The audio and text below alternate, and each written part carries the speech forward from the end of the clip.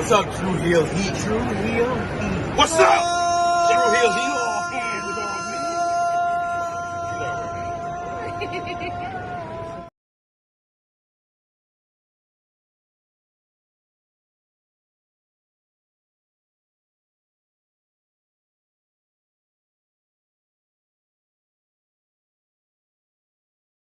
Hello, everyone. It's the hardcore legend Mick Foley wishing a nice day to everyone there, right there at True Heel Heat. Yeah.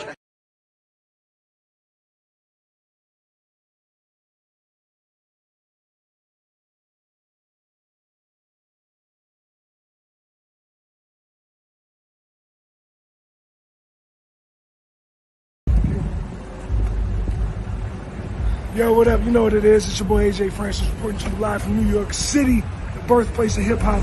And I'm telling you that I'm only tuned in with True Heel Heat Wrestling. Holla at me.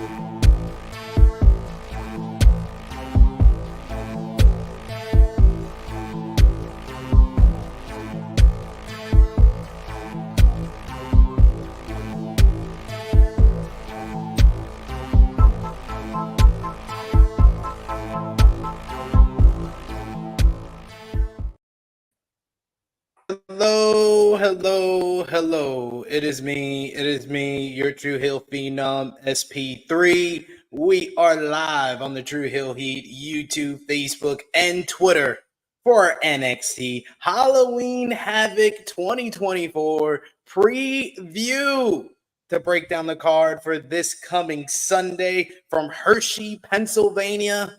Everybody will be getting a lot of chocolate on Halloween next week, but the Halloween festivities start in the chocolate city of Hershey, Pennsylvania. And of course, to talk about NXT Halloween Havoc, I had to bring in the #1 NXT source, NXT scoopster extraordinaire, Ireland's own, the great Corey Brennan.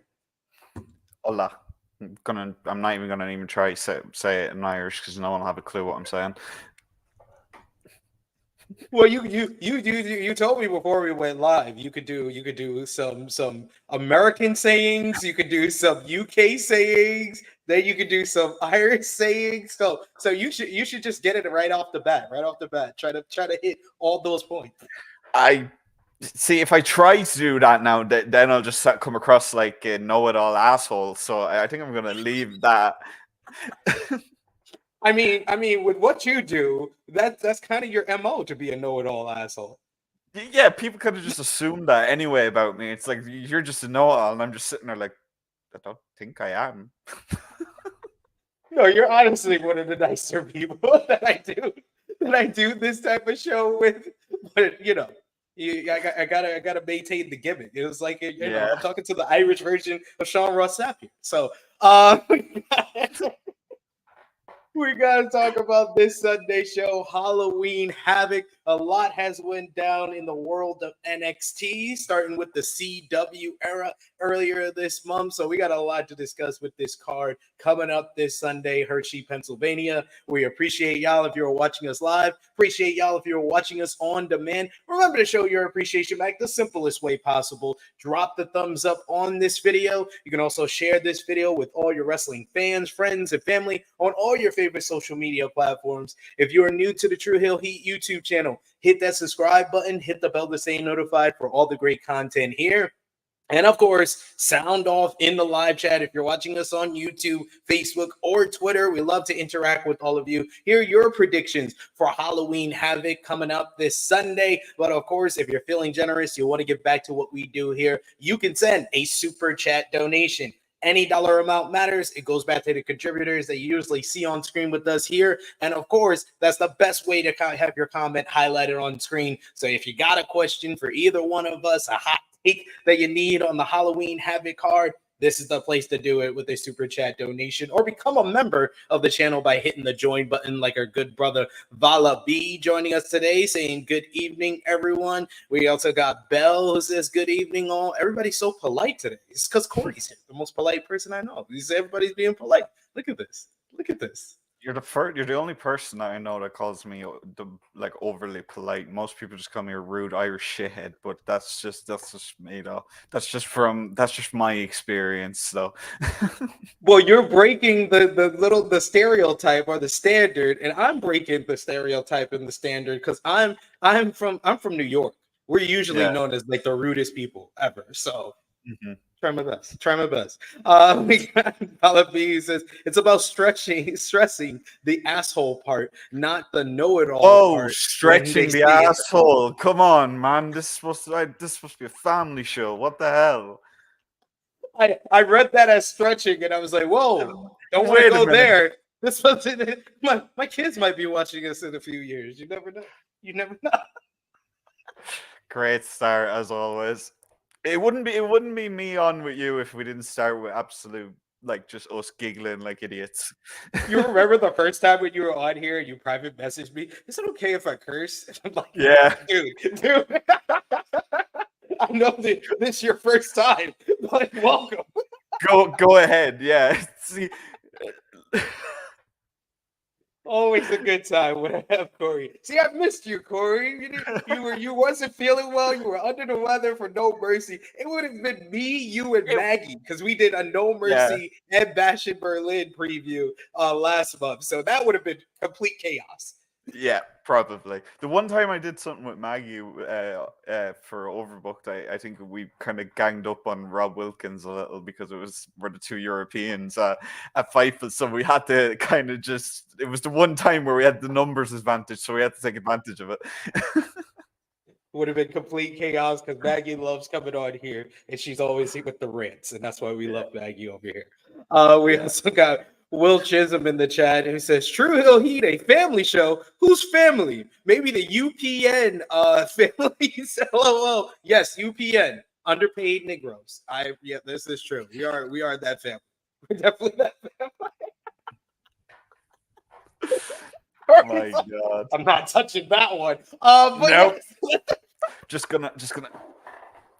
Oh, what? Yeah, I need to remember I'm wired in there. I nearly pulled my laptop off the desk. Yeah, see, this really professional here, obviously.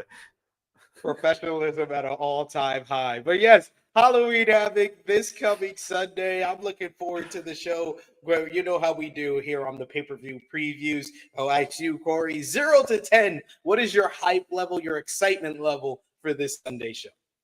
To be honest, about 7.5 or an 8. I wouldn't really put it any higher than that. Could go a little lower, to be honest. Most of it is due to the debut of Zarya, who you predicted I'd want to talk about on this, and I do want to talk about Zarya because she's freaking awesome. But that's probably the biggest thing for me. Then obviously the women's tag match is obviously huge. Probably the biggest match NXT has had in a long time, for the simple fact that it's Stephanie and Giulia teaming up against Roxanne and Cora. The men's match, Devil's Playground match, it's kind of hard to not have a fun weapons match like that. The ambulance match, I honestly forgot it was happening until I read the card before. So This is fair. Yes. They haven't given too much promotion. They literally kept the Chase U storyline off of like pretty much the first 2 episodes, besides like a backstage segment in St. Louis. Yeah, and like that's like I'm not saying now that I know that it's on the card, I'm not hyped for it because Andre Chase is great, Ridge is great, an ambulance match is kind of hard again to have a bad ambulance match. Obviously Thea Hale's probably going to play a massive part in that. I have no idea what she's going to do in that because a lot of people have been saying, "Oh, Thea's going to turn heel. Thea's going to turn heel." That's where this is going. And if they do that and fully turn her, they toyed with the idea of that earlier this year, and I think that it fell really flat. So I hope that she doesn't because, like, again, NXT, the whole point of it is they need to try both sides of the coin. We've seen that with Roxanne. But Thea is someone who is very hard to kind of not cheer for. So I wouldn't want to see her turn heel. And I know I'll talk about more when we get into it. But then obviously Kalani against a member of Fatal Influence. This is a match that I think is very curious. It's a very like interesting match because the fact that we don't know who's facing Kalani, but also we have no idea what Zarya is actually doing. So when you see those two things go up, you think, what if Fatal Influence recruit her? And what if she faces Kalani? Because that's what everyone thinks Zarya is going to be doing anyway.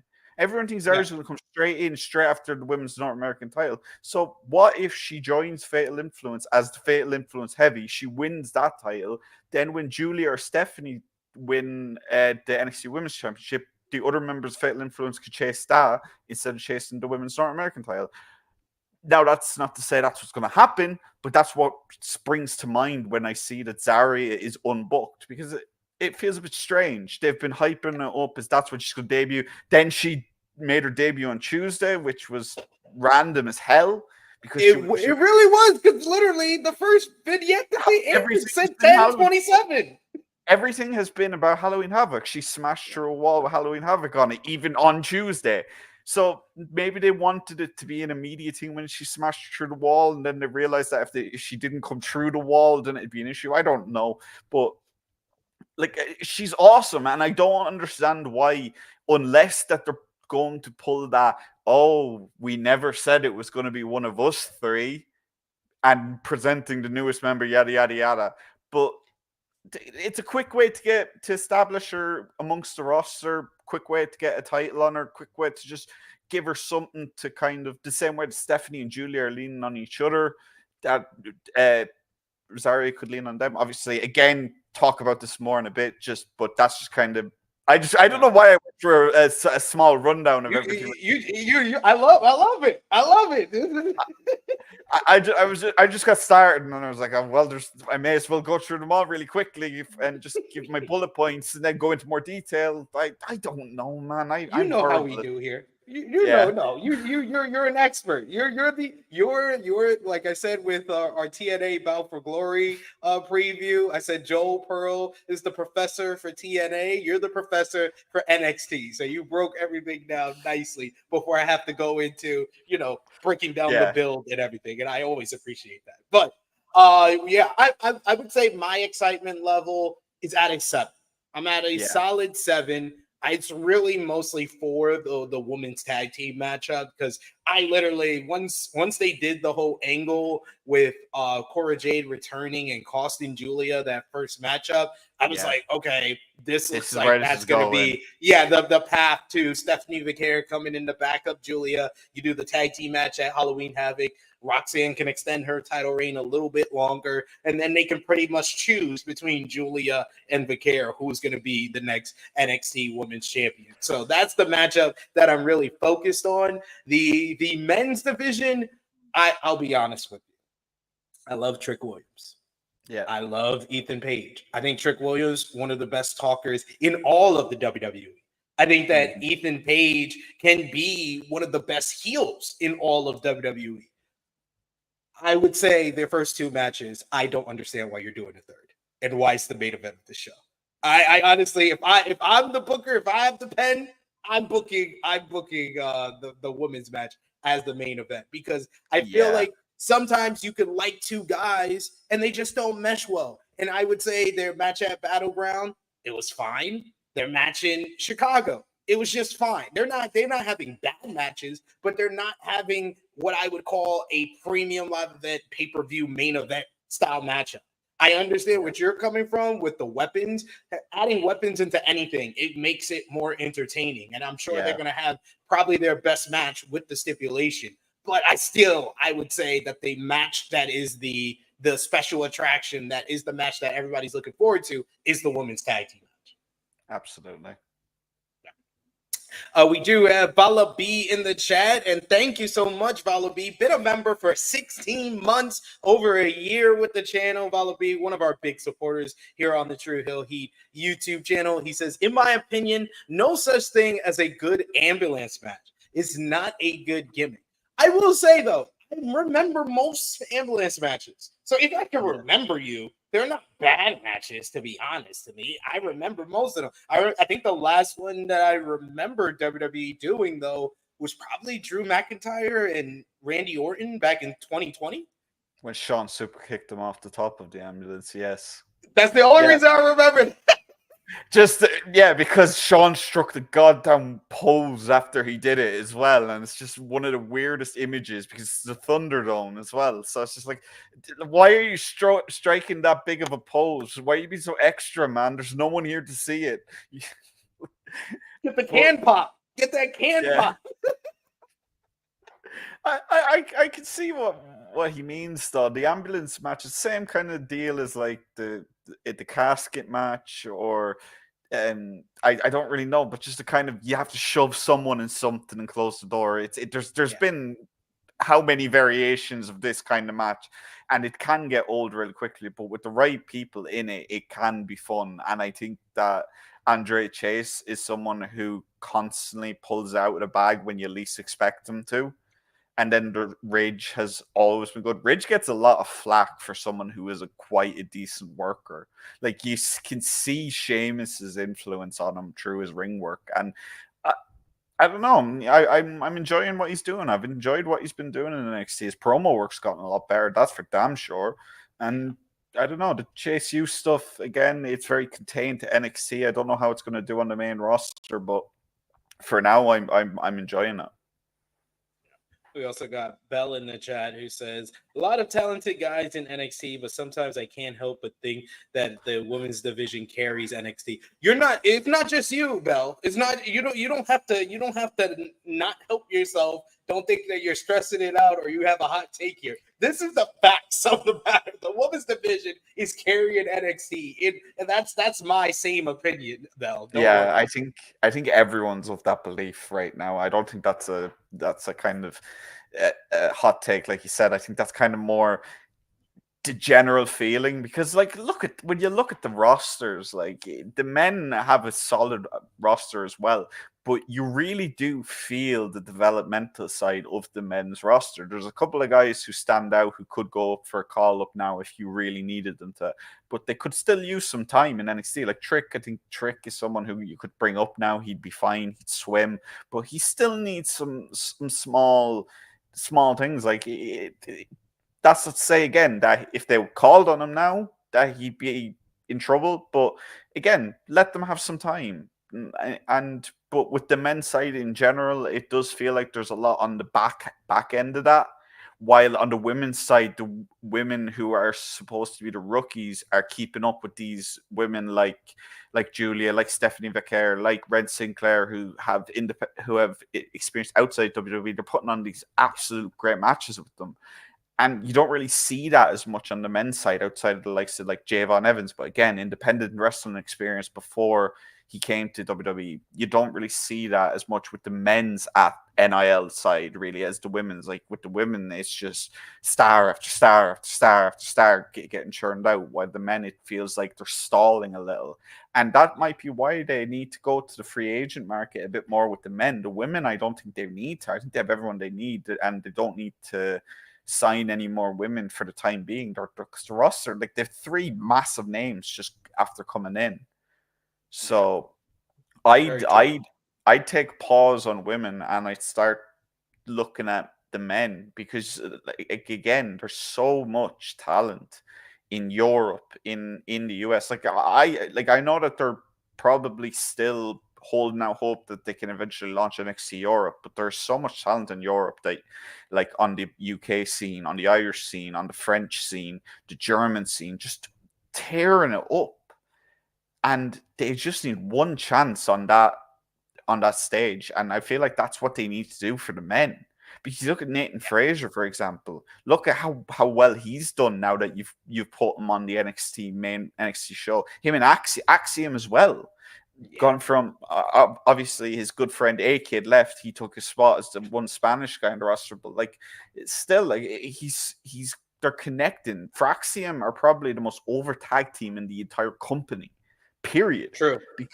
Because they're just and they're two guys like that just came from NXT UK. Just let them just try them. Try the UK scene. Hold tryouts in the UK because you're holding them everywhere else. I will throw a name out there that it was this summer that people mostly, and WWE, what WWE loves to do lately, and Stephanie Vaquer is an example of this. They love to steal talent right from under AEW. Michael O'Cool. What the hell? I know Fightful was reporting that back in the summer that the AEW was looking at him, but we've seen no development in regards to that or seen him come over and work for AEW. So if there's a chance that he didn't sign anything with AEW, take advantage, WWE, because that's a star right there. Absolutely. And when you get Michael, you get Amira too. So, and she's turning into a great wrestler as well. She's been wrestling now actively for the last year or so, and she's been tearing up. She's wrestling at OTT Aftermath the weekend with either Raven Creed or Sasha Martina, and it's going to be one of her biggest matches to date. Just on that, because I've had actually people ask me about that. What happened was there was positive talks. Ospreay obviously wants Michael in AEW. He's been publicly talking about that. He's been pulling for Tony signing. Michael and Amir were both invited to All In. They were there. They just weren't on the show. It was decided against putting them on the show because they just had so much in that gauntlet already, and they didn't feel like he was someone who should be an extra. He's past that now, really. So yes, I agree with you. I think that if AEW aren't going to snap him up just yet, the least you can do is inquire, reach out to him and see if he'd be interested, because like you just said, he's one of the better wrestlers in the world, period. And he could benefit from a short stint in NXT if he did sign with WWE just to learn the TV side of it, because while he does it with Rev Pro and all that, and Michael is a phenomenal wrestler, period, all around, his promos are fantastic and everything like that, but just that brief period of just adjusting could do him and NXT the world of good. But then again, Michael wrestles such a unique style. I don't like, a lot of people call him an Ospreay clone. I don't even think he's an Ospreay clone. I think he's closer to Ricochet than he is Ospreay personally. But to be honest with Michael now, who knows what happens with Michael, but he's got that rematch in December with Luke Jacobs. That could be his last day. For all we know, that could be his last UK day. I haven't heard anything to say that, but I think if he's gonna leave Rev Pro, that's when they'll do it. But yeah, just try the free agent market for men. Like, there's plenty of talent out there, as we just mentioned. So yeah, again, another tangent, but no. This is a fascinating talk, because I've been on here on this channel saying like the NXT men's division is lacking, and I felt like that. We talked about it at for a Heat Wave preview. I felt like that about the women's division when Giulia was still in Japan and was about to come over. I was like, we need Giulia to hurry up, and then they grabbed Stephanie Vaquer, and it was just like Stephanie Vaquer, Delta, aka Zarya, and now the women's division is like completely carrying, because like you said, the young stars are coming up, but they need that on the men's side to be a more complete brand. So I like that conversation we had. We said her name and she appears. We believe in Maggie. Maggie says, "Oh, look what we got over here," and she also says, "Let's call him Ben Carter." Calling him by his real name. She's like, "I'm not doing the slave name." By his wrestling God-given name. Vala B says the T and THH is for tangents, not true. There we go. See, we got episode 300 of the flagship tomorrow. We might change the name completely. Might be Tangent Heel Heat. There you go. There you go. But yes, let's finally get into this card. Why don't we, Corey? 25 minutes in. Right on par. Right on par Yeah. for what we do here on the Yeah. channel. And let's get right into a conversation about the NXT Women's North American Championship bout, as you're going to have Kalani Jordan defending against a member of Fatal Influence, JC Jane, Jasmine Nix, and Fallon Henley. These women have been terrorizing Kalani Jordan for the last couple of weeks. They picked up a big victory over Lola Vice and Jada Parker on that CW premiere episode. They then challenged Kalani Jordan, who Kalani had some backup in the WWE Women's Tag Team Champions, Jade Cargill and Bianca Belair, picking up a victory over Fatal Influence the following week in St. Louis. Fatal Influence then went to Ava and said they wanted a shot at the NXT Women's North American Championship. And Ava said, okay, you'll have your shot if you face Stephanie Vaquer and Giulia in the main event the following week, which they did last week. They lost to Stephanie Vaquer and Giulia, but they did secure their title shot, where we don't know who is going to step up for Fatal Influence to get the shot at Kalani Jordan. They did spin the wheel to make the deal, and it's dealer's choice. So it's the choice of Fatal Influence what the stipulation for this matchup will be. But after they spun the wheel to make the deal, it was Zarya who made her debut in NXT right at the tail end of the episode. So my question to you, Corey, what do you think? How do you think Zarya is going to be involved in this? Which member of Fatal Influence do you think is going to accept this challenge? What do you think the stipulation is going to be? And then finally, who do you think is going to win? Like we were saying earlier, I really my brain immediately goes to Zarya being the choice of Fatal Influence. I don't really see why else you would debut Zarya in that way. If you're not going to have a wrestle on Halloween Havoc, and they haven't announced it. They haven't announced it, and I see people are saying 3v1. I'm sorry, but Kalani isn't that kind of talent where she would benefit from having that kind of match. It would be almost a disservice to the other women if it was 3v1 and Kalani somehow managed to retain. It'd make the other three look horrible. So I don't think that's what's going to be. It's going to be one-on-one. No, it's just a matter of who.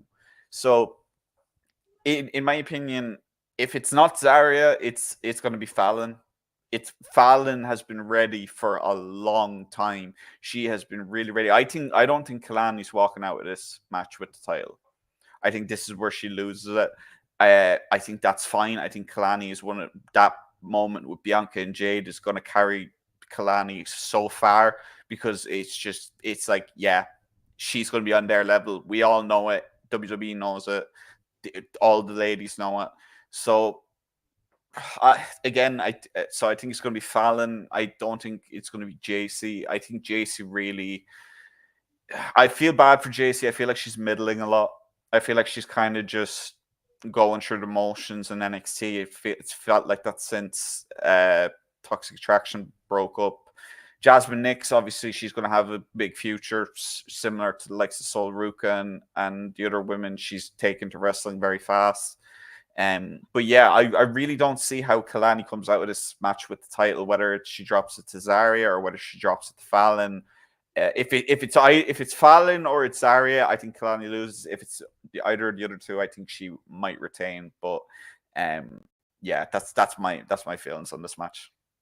Yeah, I'm right there with you as far as who I think is going to be in this one. I think it is going to be Fallon Henley, because I thought when we did our predictions for Battleground, I thought that Fallon Henley was a candidate to win that matchup to become the first NXT Women's North American Champion. Kalani Jordan has really come into her own, and she's very capable in the ring. I think that the only thing kind of stopping her from being like losing this title and then immediately getting called up to the main roster is that she still needs to develop a character. she's really the smiling white meat babyface style character right now. And I think some adversity with her losing this championship will help her in that standpoint. And Fallon Henley has kind of always been kind of on the outlier, kind of not getting the shot at the NXT Women's North American Championship. But if you remember, it was Fallon Henley that basically turned heel while she was tag team partners and friends with Kalani Jordan. So it's been a matchup that they've kind of teased but not fully gone through with. So I think that this is the point that they should do it. Fallon Henley should become the NXT Women's North American Champion because it's going to help Fatal Influence. I think that Zarya can kind of be this tweener for now where she could beat up the baby faces, she could beat up the heels. I don't know if she should join Fatal Influence. I think that with the vignettes and how they built her up, she needs to be like this standalone character. And I don't think Fallon Henley needs a long reign with the NXT Women's North American Championship either. She just needs to win it. She doesn't need to hold it for like months at a time. She could lose it at the next premium live event, or if they want to do it in ECW Arena coming up in a few weeks, they could do that as well. So good call. I think that this is the spot for Fallon Henley to win the NXT Women's North American Championship. And I think she does it in like some type of no DQ style matchup. So it is, you know, to go with both what you said and what the chat is saying, it's basically going to be a 3-on-1 handicap match if it's a no DQ style matchup, because Fatal Influence can get involved. And I don't think Fallon Henley can survive that. Yeah, I just feel like Zarya is someone that can't be a babyface right now because you already have Stephanie and Giulia at the top of the card who are babyface, and they're going to be at the top of the card for a little while, one and then the other. So like, I feel like they've kind of got to book Zarya either as a tweener, like you said, where she kind of is just this monster who runs through everyone. Like I've said, just book her like Oba Femi, just literally copy and paste, put it onto Zarya. You're good. You're done. That's all you got to do for the next 6 months. That's it. And then whenever Giulia or Stephanie are done and they're moving on, because we both know they're going to the main roster as soon as Triple H can get his hands on them, as soon as their English is good enough, as soon as they've adjusted. So make use of the fact that you'll have Zarya for longer, probably. So just do what you did with Obafemi. You have the blueprint. Use it. Totally agree with you. She is going to be like the female Australian version of Obafemi. Just do it. Maggie saying, put some respect on Horse Girl's name. I want to give Fallon Henley credit because I think that she's been good in the ring for a while, but what she lacked was a character. And, you know, turning heel doesn't automatically give you a character all the time. I think like at first when she turned heel, she was basically heel version of hardcore country Mickie James. But with Fatal Influence, she's kind of come into her own as a character. But at times she can fall into the background because JC Jane is the more veteran, seems like the more veteran of the three of them. So she can sometimes feel like the leader. So that's why I said I want Fallon to win this, because then it will put her in the kind of the position of being the leader of this group. Yeah. I do agree with you with JC Jane as well. I think that she showed her own in that 6-woman tag against Jade and Bianca. She's ready to be on the main roster. She fit in like a glove when she was across from them, and it was the first time in a few months that it really felt like she was motivated. Yeah, the thing with Fallon is when a couple of months ago before the draft, someone who had worked in NXT for a long time said there was two women on the roster that a lot of people overlooked, and they were actually the best workers on the brand at the time, men or women, Kiana James and Fallon Henley. And since that was pointed out to me, I paid more attention. And when you watch Fallon wrestle, there's something that a lot of people in NXT can't do, and it's really the skill that a lot of wrestlers have a lot of trouble kind of learning, and it's wrestling a match from a losing perspective, fighting up, taking a lot of offense, a lot of selling, a lot of bumping. Fallon does that phenomenally. She should not be as good at doing that as she is, and the fact that when she turned heel, she was able to do that even more so. And that's the big thing with Fallon. She is just so good for NXT, for women's NXT. She's her, Ren Sinclair and all that. I know a lot of people like to make jokes about how the women in NXT outside of Roxanne won't be able to keep up with Giulia and Stephanie, but I feel like there's plenty of the women on that roster who can. And Fallon is one of the biggest ones that I would point to. Fallon and Ren specifically. JC could probably keep up, not as well as the others, but she'd definitely be able to have good matchups with them. So, and I think I said this back when we were doing the Heatwave preview, because the Stephanie stuff had started to come out and so on. The women's roster is coming along ridiculously fast, and it's really interesting to see how quick, like we mentioned earlier, that there's just so much talent coming through. And it's not just like the career, or not career, lifelong wrestling fans. It's these women who were lifelong fans of other sports. They've come over into this one and they've fallen in love with it. Like Tiffany Stratton, for example, she fell in love with watching Christopher Daniels tapes. Like, how random is that? For like, it's not even a WWE person that she's got inspiration from. It's TNA. Like, so to say that these people, these wrestlers don't go and study and learn from the people who are considered the greats is asinine. And I think that Fallon's a great example of that as well. But yeah, another tangent. But yeah, just wanted to give Fallon credit as well.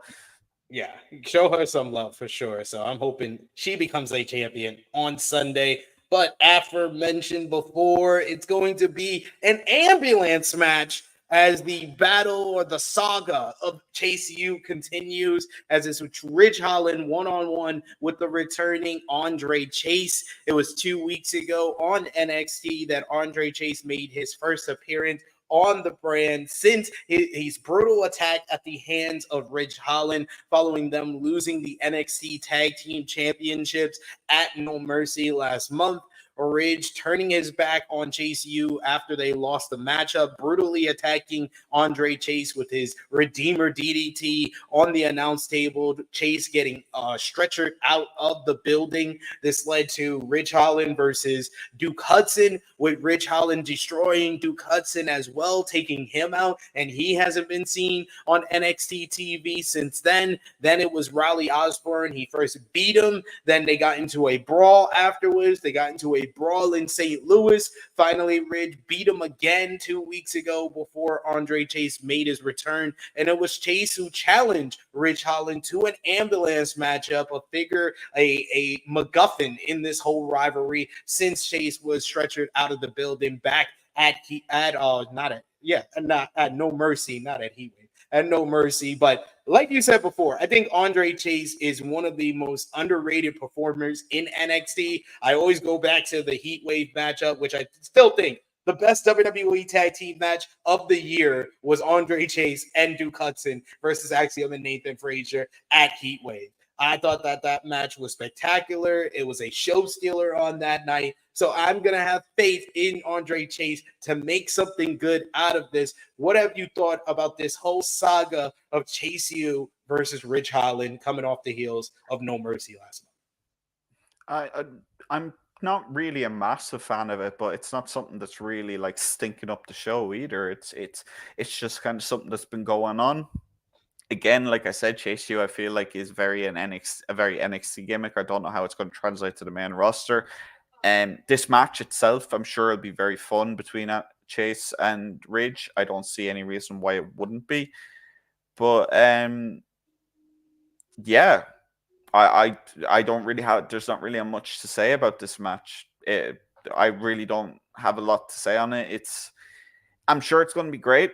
It's going to be fun, but again, it's kind of hard to like Chase is someone who is very much a tag team wrestler. Like, we've seen that. So I'm curious to see how he does in this match. I have no idea who's going to win. Probably Ridge, emphatically, to a point. But I'm sure it'll be a fun match on the way to that.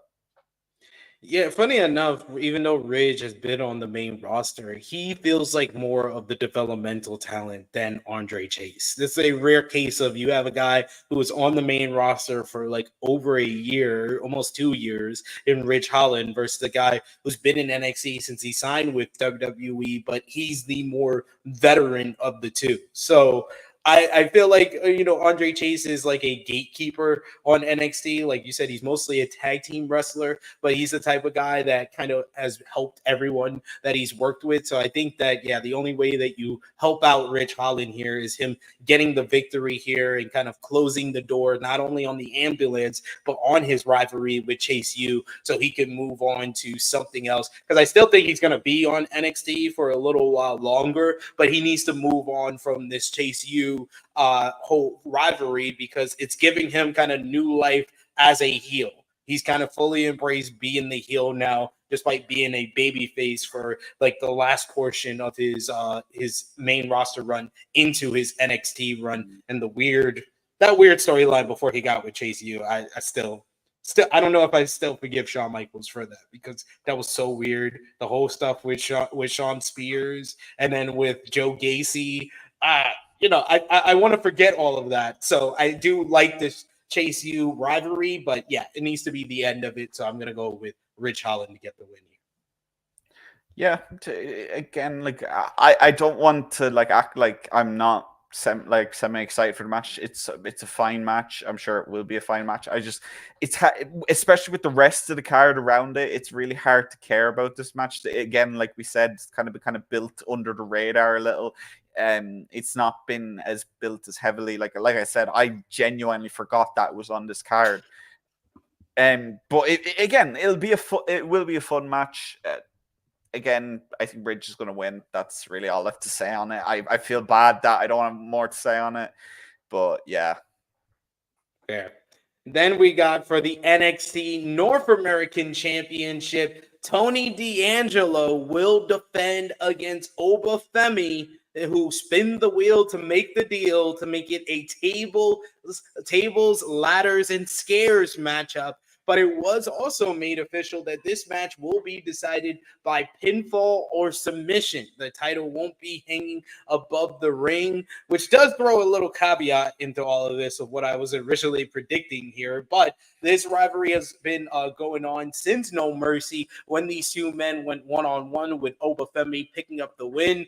Oba Femi over the next month played mind games with Tony D'Angelo, who really lost his confidence following that matchup where they had to do basically a Rocky 3 remake on NXT with Tony D'Angelo refinding his confidence again, getting the strength from his family to go back after the NXT North American Championship.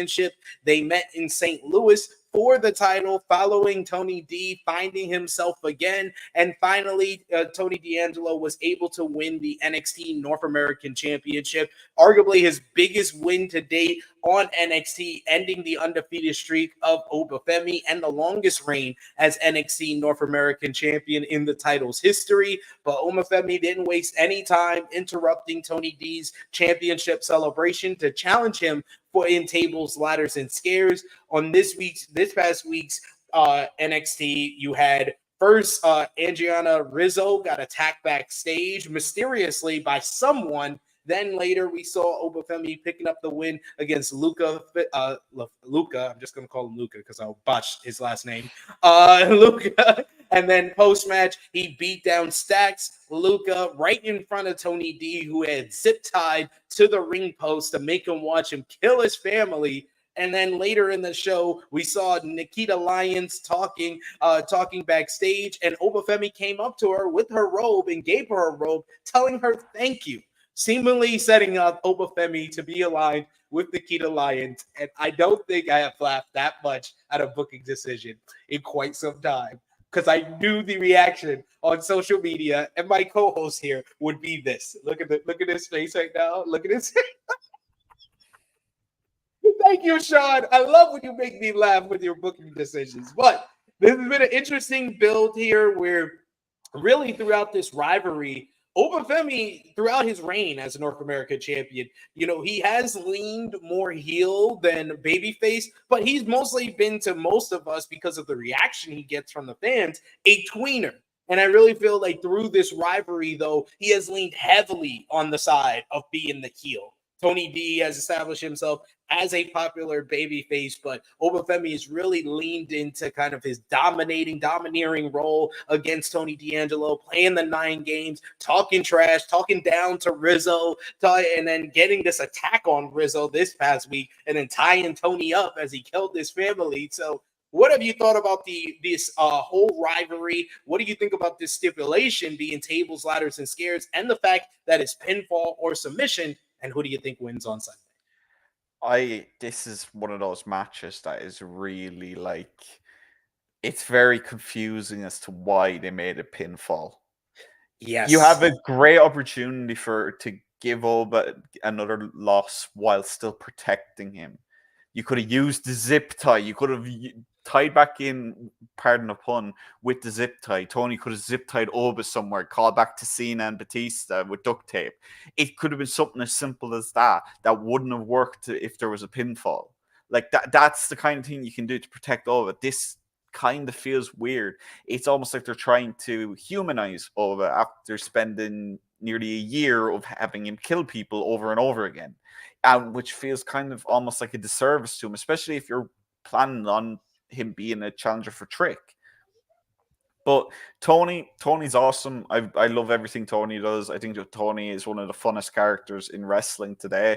I really, really enjoy it. And it's curious that you brought up the Rizzo line. And this is I'm gonna say something a little controversial here. There's a big difference, and there's been a lot of discourse this week over Carlito's line on Raw, right? On how he was made to look, it was part of his character has been the defense of a lot of people. I would like to point out the difference and why it matters on the context and why.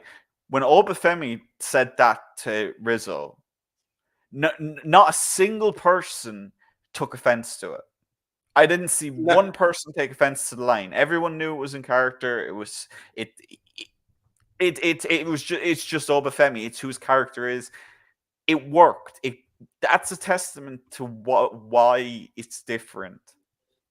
When you do it for a purpose. The line on Raw was a throwaway line that didn't really do anything. You could have done a million other lines that would have got the same message across and wasn't in bad taste and didn't seem, again, it was supposedly ad-libbed, so it's on Carlito.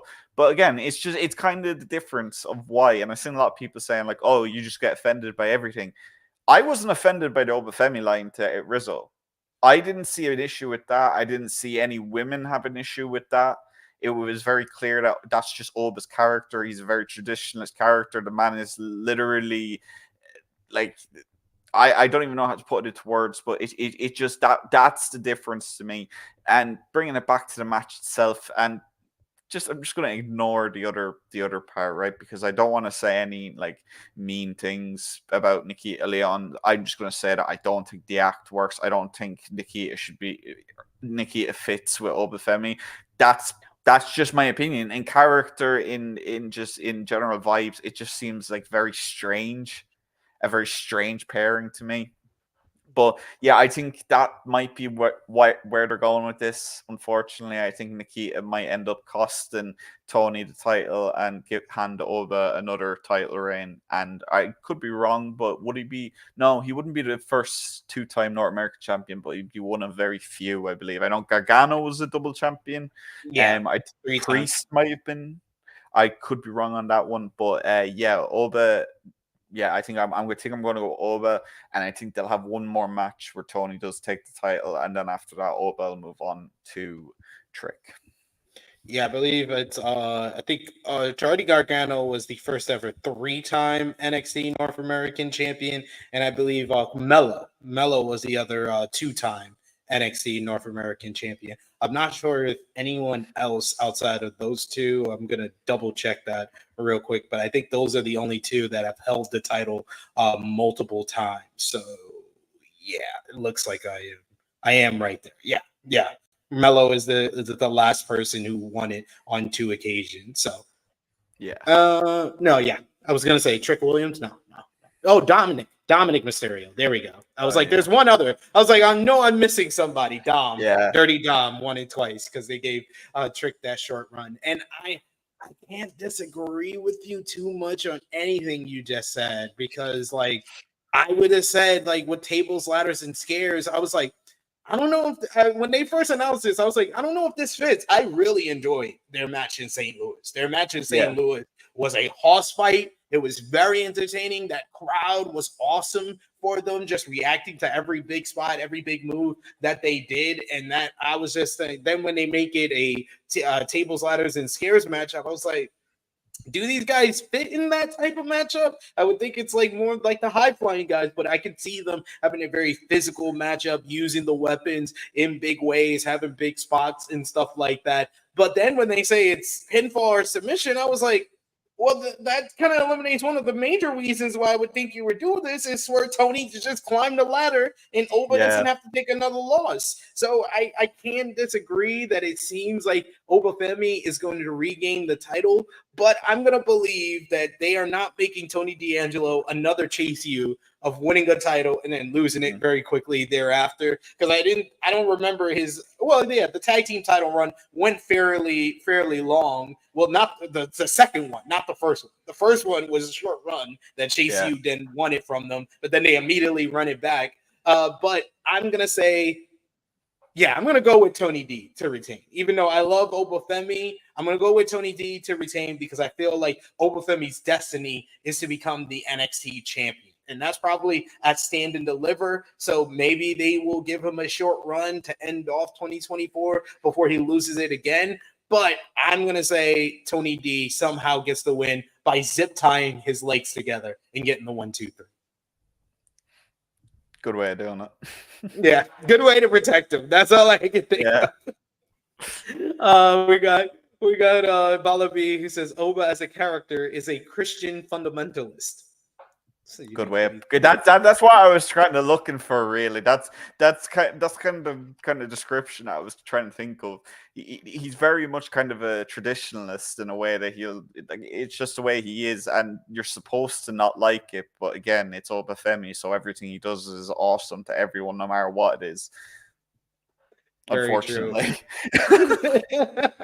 We got Big Red Dogs who says Nikita Lyons feels like such a fan fiction self-insert character. She's so unintentionally corny. I think that she's unintentionally corny because I think that both she and people within NXT think she's cool because she was cool when she first debuted, but then when you learn everything that she is outside of the ring, it's like that cool factor has completely gone away. That must have been a record for like NXT debuts that went from people being really high on someone to absolutely not wanting them to be on TV ever again. That was like that. It was like 2 weeks or something that people soured on her, and it's one of those really fast ones. And to think she's been in NXT since 2.0. But again, she tore both ACLs, so she's not exactly been wrestling the whole time, but still, she's been around a while. And she hasn't really had a good chance to show what she can do over a time period and if she can grow into a good talent. And hopefully she can. Like at the end of the day, I don't want to see any wrestler not get better, like regardless of their beliefs outside the ring, as long as they're not absolutely awful people. I'm up for them getting better and learning. Yeah, I'm all for her getting better and learning, and that's why I don't think her having the Vader bomb as a finisher is a good move for her history with knees. Her having a move where she jumps off the second rope onto her knees, I don't think that's the best. She's still in 2 knee braces. She's still in 2 knee braces. Like that says all you need to know.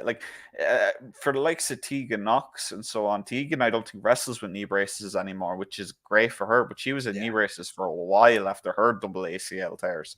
So I don't know. We'll see anyway. But I just don't think it's a good pairing. I don't think it would get over at all. I think it would hurt Oba more than it would elevate Nikita as well. But Again, the women's division is so stacked right now. I suppose they need to do something different for her to kind of connect with the audience. So maybe it might work, maybe it might. For now, I'm not a fan. It seems like a good way to get over some heel heat. I guess that's the best way I could put it. I guess.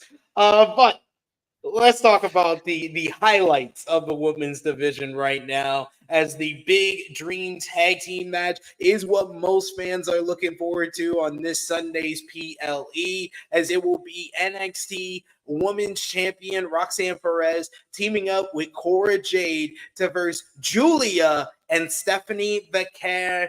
This matchup has been kind of like the focal point of the build for Halloween Havoc ever since the premiere on the CW, or pretty much since No Mercy, because at that event, the former World of Stardom champion Giulia officially made her debut in WWE on the NXT brand, coming out to confront Roxanne Perez after her victory over Jada Parker. Then it led to their big title match in Chicago on the CW premiere. Most people thought that this was going to be the stage for Giulia to win the championship, but Roxanne Perez's reign continued as her former best friend Cora Jade made a return, costing Giulia the matchup and Roxanne retaining. Giulia then said that she had an old friend for some backup against Team 2001. Team 2001 came out, cut their promo, bragging about screwing over Giulia, only for Giulia to have the debuting Stephanie Vaquer by her side, the former rivals in Stardom, the two women that traded the NJPW Strong Women's Championship, coming together against Roxanne and Cora. Stephanie Vaquer made her debut against Ren Sinclair, getting the victory there. Then Cora and Roxanne jumped her, leading to Giulia to make the save, and Vaquer making the challenge for this dream tag team matchup. They picked up a victory in their first matchup as a team against Fatal Influence on last week's NXT, and now they have this big match at Halloween Havoc. What have you thought about the presentation of Giulia and Stephanie Vaquer together, Corey? And what do you think about this big-time dream matchup and the decision not to put the title on Giulia on that Chicago CW premiere? We talked about it a lot over here on the True Hill Heat YouTube channel. I like Cora Jade. I don't know if that was like big enough to deny Giulia the reign, but I do understand that Roxanne's having one of the best NXT Women's Championship runs of all time. So I give them credit for wanting it to continue and then making the choice between Giulia and Stephanie. But I just felt like that matchup was a great spot on the CW premiere to have Giulia crowned. But it does feel, I will say, for me, as far as their pairing with one another, it feels like Stephanie Vaquer is farther ahead on translating to the US TV product more than Giulia. I don't know if that's because like she just has this charisma that just jumps off the screen, and I've always felt like that about Giulia, but I haven't felt like that since Giulia's come to NXT. She seems to be still getting used to it, while Stephanie Vaquer from minute go has felt like she gets it. I think I can see what you mean by that, but also at the same time, I think you have to look at who they've been working with. As much as I love Chelsea Green, she's very much a different first opponent than, say, Ren Sinclair would be. Ren Sinclair is a very ring heavy kind, well, not anymore, but like she's a very, very good bell-to-bell wrestler. Chelsea is as well, obviously, but Chelsea wrestles a different style.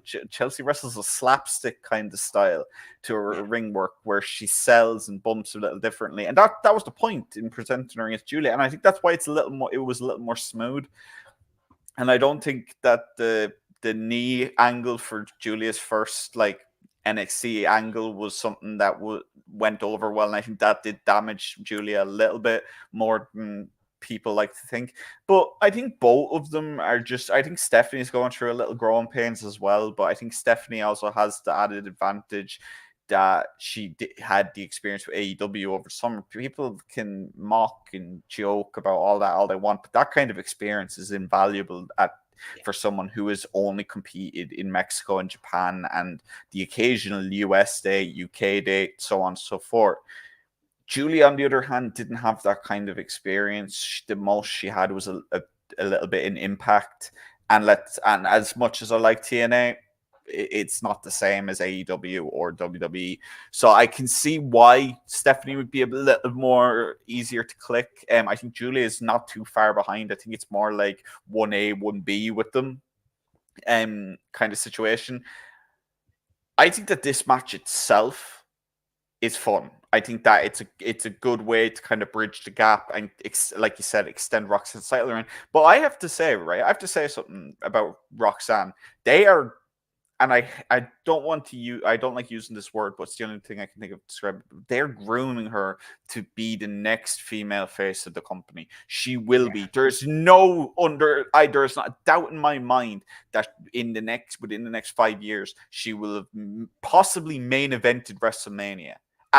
At least she'll have wrestled on WrestleMania for a championship, because everything that she has done this year, she didn't need to do. She was ready to go up to the main roster 2 years ago at this point. Yeah. That's how ready that woman is. When she first won the NXT Women's Championship, she was already ready. When she beat Mandy Rose, she was ready. She could have went up then and there, and she would have probably been one of the top stars easily. But now, like, whenever she does lose that title and go up, if they don't have anything for them, they need to just fire everyone on the creative team. I'm sorry, because she is someone who you can build the entire division around for 20 years. She could wrestle for the next 20 years if she wanted. She's that young. And it's the same way that AEW and Ring of Honor need to build around Billy Starks. You have these young talent who are already out of this world good, top 100 in the world, top 50 in the world good, for the likes of Roxanne, top 10 in the... I'd put Roxanne in the top 25 women's wrestlers in the world, and you could make an argument for the top 10 if you really wanted to. That's my opinion, and I wouldn't have said that last year because she felt very one-dimensional as a babyface. We hadn't seen her as a heel. We didn't know she'd be any good at it. Then she turned. At first, took a little getting used to, but now she's one of the top heels in the company. Roxanne Perez... people are talking about Giulia, about Stephanie, just about Zarya, about how they're the next stars in WWE. Triple H can't wait to get his hands on them. He's going to make sure that they're not down there for long. Triple H is probably looking at Roxanne right now. And Giulia and Stephanie, like these three women are the future of WWE, along with the likes of Io Sky, the likes of Lyra Valkyria, so on and so on. The women's roster is going to be chasing Roxanne her entire career because she's already as good as she is, and she's not even in her mid-20s yet. What age is she now? She's only 21 now, isn't she? 22, I think. 20, 21, 22, yeah. 22. She's under the age of 23, right? And 23 in most sports, anything under 23 you look at as a prospect, right? In any sport. It doesn't matter what the sport is. If someone's in that age group, they're just a prospect. They'll be good, but not yet. Roxanne is the equivalent of a wonder kid in football or soccer because she's that good. And her booking has just been a proof of that, really. They're trying to extend her title reign. People thought that Roxanne was going to hold that title for a couple of months and drop it to Giulia. That's all people expected from that reign. Yeah. But she's made it her like the best NXT Women's Championship reign since Asuka, in my opinion.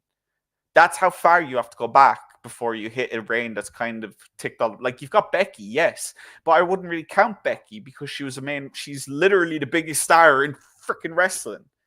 Like, I'm sorry, but like, she is. If she didn't have a good reign, it would have been a problem. But that's my thing with Roxanne. But here's the problem with Roxanne. They really want to keep Cora attached to her. I don't know if Cora is ever going to be close to Roxanne. And that's not a knock on Cora. That's just another compliment on Roxanne. They wanted these two back together before Cora's injury. So I'm curious to see how long that would have lasted. Obviously, this is probably only last a few months. But yeah, this match in general, man, it just very much feels like WWE aren't just grooming Giulia and Stephanie. I feel like Cora really is the odd one out in this match. Yeah. But that can play to her benefit, I feel. Because if Cora gets the win in this match, I don't think she will. I don't think Cora will. But I'd argue that she needs to win most out of anyone else in this match. That's what I'd say about this. As far as what I think will happen, I think Stephanie and Giulia will win, probably with one of them pinning Roxanne. That's not to say that's what if I had the book, that's what I do. That's what I think WWE are going to do. But again, I just really want to hammer that point home. Roxanne Perez is the one that WWE are looking at most in this match, in my opinion. Because I 100% agree with you. Like I think you said she's had one of the probably the best reign since Asuka. I would go as far as to say it's a top 5 NXT Women's Championship reign all time. Like it's Asuka, Shayna Baszler, Bayley, and then I would say Roxanne.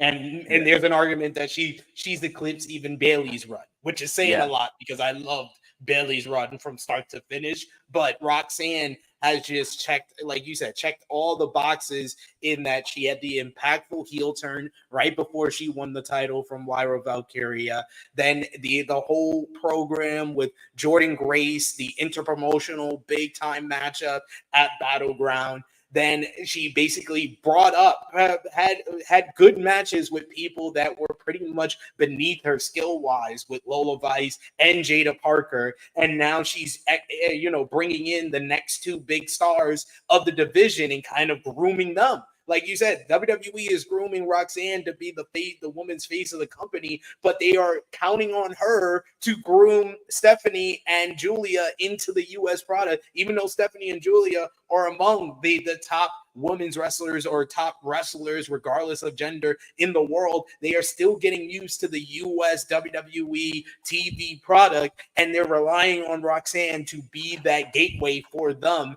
and that says a lot of how they view it. Absolutely. And this match is, I honestly, like I said, I made a prediction, but I do think it could go either way. Because again, every time that I've thought that they're going to hand Roxanne a big loss, what happens? She's retained or she's kept going. They could have took the title off her at any point in her reign so far, any match, and everyone kind of would have went, oh yeah, I expected that. That's what everyone would have said. No one would have been mad. They would have been just like, oh, she's going main roster, that's it, whatever. But they've given her this chance to establish it and have the reign that she didn't have last time.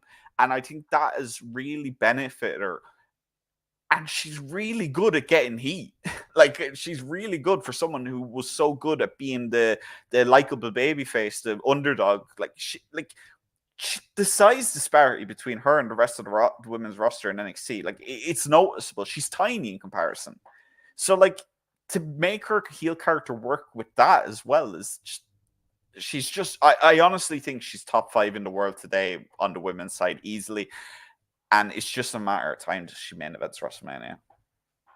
100% agreed there, but I also agree with you. I think Stephanie Vaquer and Giulia will get the win. And I'm going to call it here. I think Stephanie Vaquer pins Roxanne Perez to set up Stephanie as the next challenger for Roxanne, which, like I'll say again, it might be as soon as the ECW Arena show, because that is also close to I think it's close to Roxanne's birthday, which is November 5th, where she will turn 23 years old. They might just say, hey, we're gonna have you lose the title on your birthday, and then we're gonna call you up to the main roster, get that big check on the main roster, and we're gonna groom you to be a part of like WrestleMania programs already. That like she's ready to be on the main roster, and like you said, she's been ready for about 2 years now. I'm looking forward to this one. She's one of the few people that could go up. Like, we've seen it. I'm not sure, have we seen it before where someone went up and immediately won the Rumble? I'm trying to think. Bianca. Well, not even Bianca, because she was called up after WrestleMania 36, and then it was like a full year before she won. Yeah. She won the Rumble. Oh yeah. But either way, like, there's like, that's the thing. Like, Roxanne's someone that you could call up from NXT, put her in the Rumble, win the Rumble, and again, no one would care. No one would see that as something that she's not ready for. People would be like, oh, well, that's a bit earlier than expected, but yeah, she's ready now. So yeah, Will Kism asked if her reign is outside Athena and Jordan's is the best title run in the US right now. I think it's easily the best in WWE anyway, and it's a lot better than Liv's, that's for sure. Nia's no, I want to say this, right? But just Nia's having a fun reign. I'm enjoying Nia's reign. It's just that Roxanne is just on another level right now. outside of Athena, I think outside of I think she has having a better reign than Jordan's having, to be honest. And that's partially due to the fact that there's I not. would say her 2024 is better than Athena's.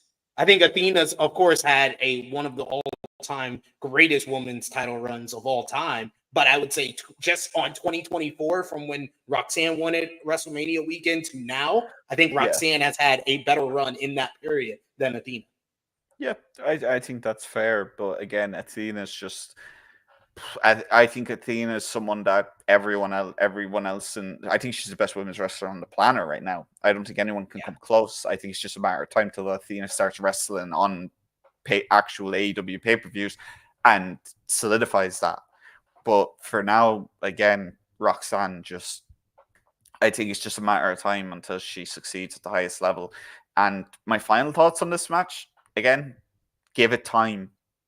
Just give it time. The tag match on Tuesday was great. Use that as a base and launch off it here. I think something that they could have done in this match that would have made it a lot of fun and would have kind of added a little more would have been if it was for the NXT Women's title, if Stephanie and whoever won between Stephanie and Giulia got the pin, they get the title or so on and so forth. That caused tension then as well between Roxanne and Cora, who are just back friends again. I feel like they could have added a little bit more to this. I think just a standard tag match, especially when everything else on the show has a stipulation, could be to its detriment. But again, that's just a testament to how much Shawn Michaels trusts the four women involved in this match.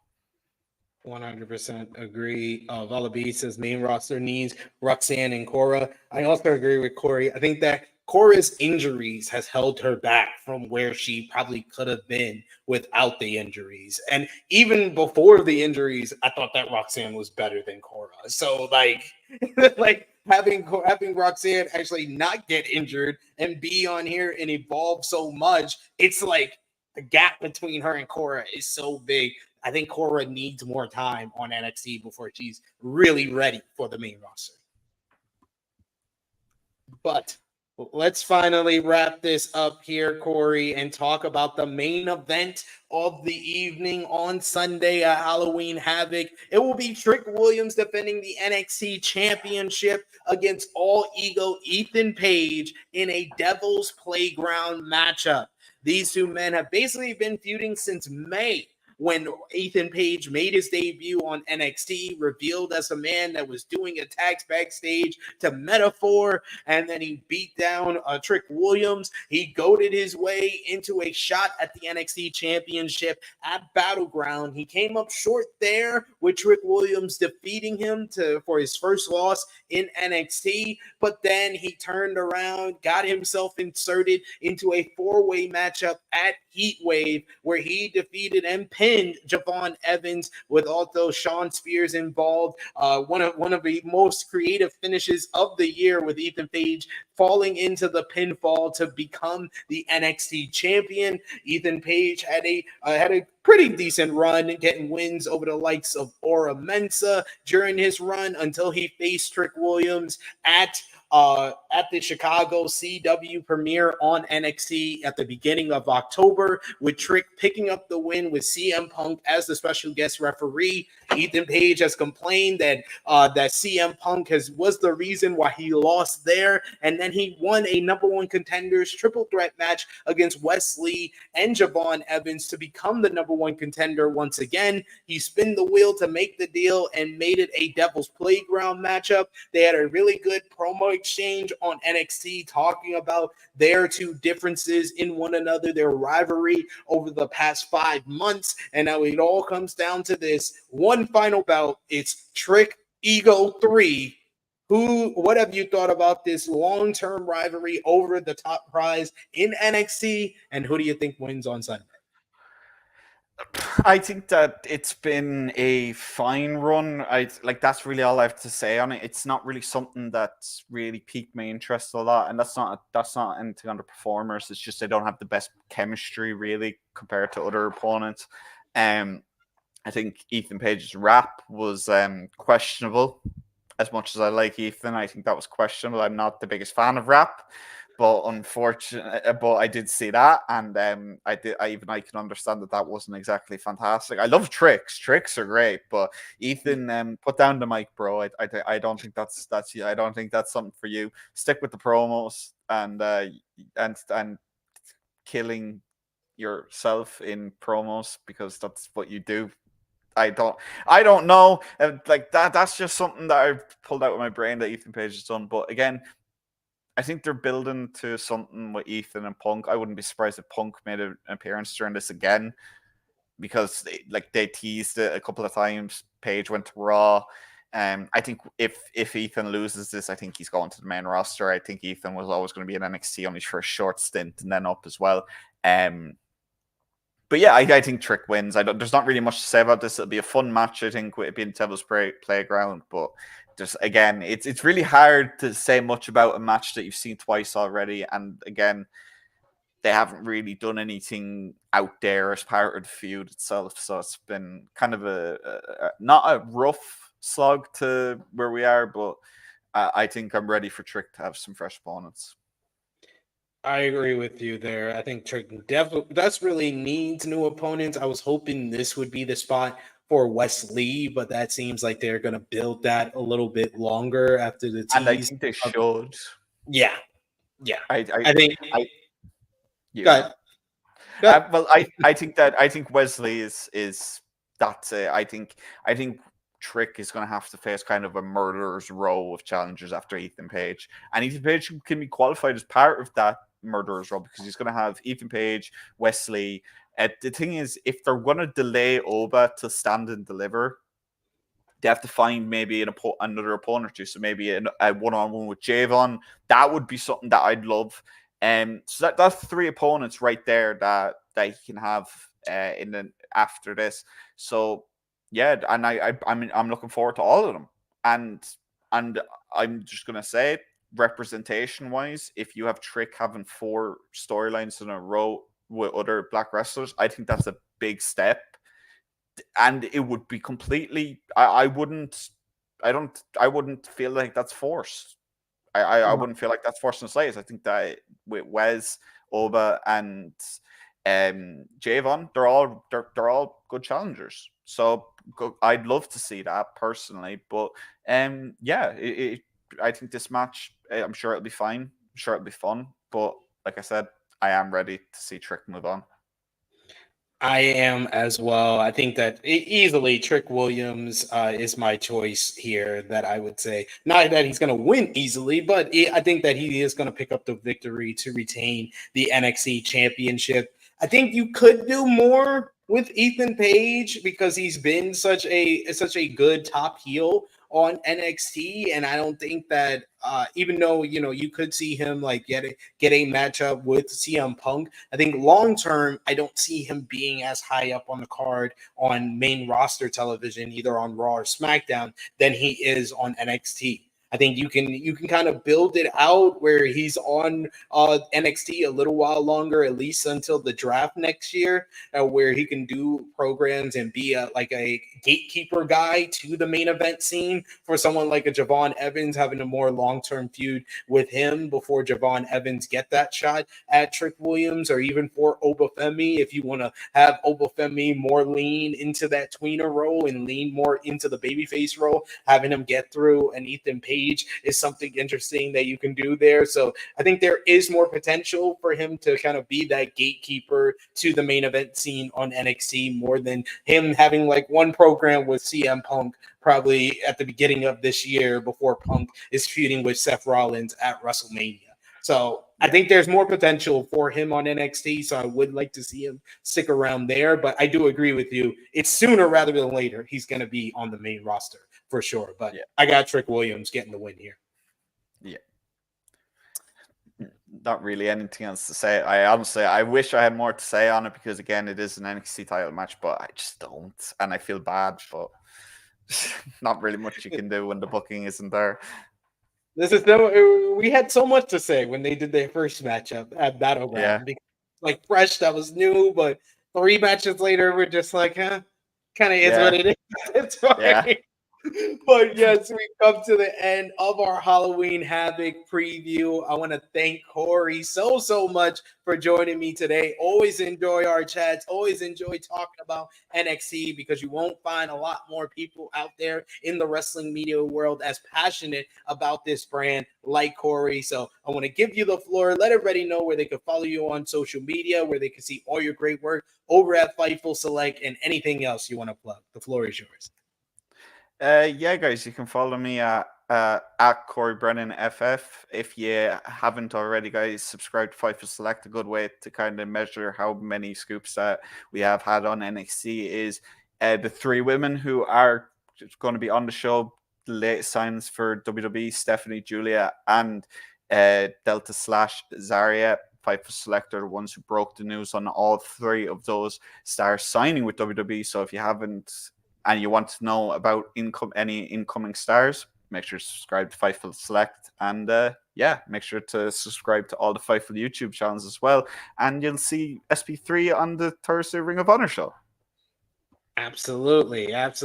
With my sister, my ranting sister, Kate. Check out the latest Ring of Honor review where she had a great rant on Chris Jericho as Ring of Honor World Champion.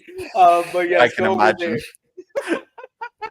Go over there and subscribe over there. Subscribe to the True Hill Heat YouTube channel. We hit 18,000 subscribers this week, trying to push to that 20,000 goal for 2024. And there's a lot of great stuff for you to enjoy on the channel right now, like AE Ramble, reviewing this week's AEW Dynamite with me and Jimmy Macaram. Go over and you can check out our TNA Bound for Glory 2024 preview with Fightful's own Joel Pearl, as well as Shad Talks. Graps, he was joining us. We had a great conversation talking about this Saturday show. So we do pay-per-view previews for all the major events: WWE, AEW, New Japan, TNA. Check out all the great stuff here. You can follow us on the Twitter machine at True Hill Heat on Facebook, Twitter, Instagram, TikTok, and patreon.com/True Hill Heat. $3 a month gets you exclusive content. The best place to support us when we are not live here. And we also got our NJPW Super Junior Tag League 2024 preview over there on Patreon.